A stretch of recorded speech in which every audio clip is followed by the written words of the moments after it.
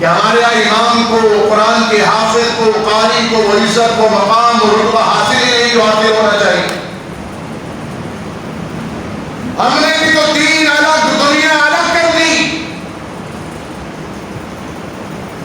مسجد میں اقامت کے بعد ہم نے امام کے کہنے پر سر کو جھکایا، امام کے کہنے پر سر کو اٹھایا، لیکن نماز سے سلام پھیرنے کے بعد اب وہ ہمارا ملازم ہے، ہم اس کے شیخ ہیں.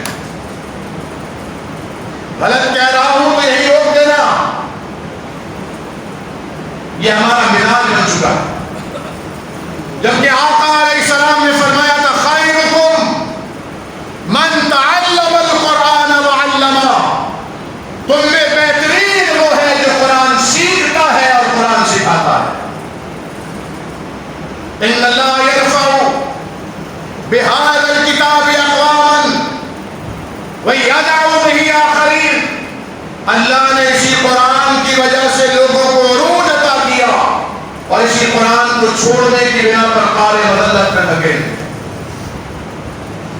آج ہمارے پاس ایمان بھی ہے کسی نہ کسی حد تک، عقیدہ توحید ہے، اتباع سنت کا جذبہ بھی ہے، جذبہ ہے نا.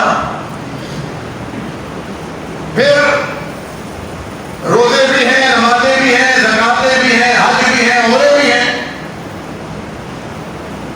لیکن کیا وجہ ہے کہ آج ہماری امت مسلمہ میں وہ تنتنا موجود نہیں ہے،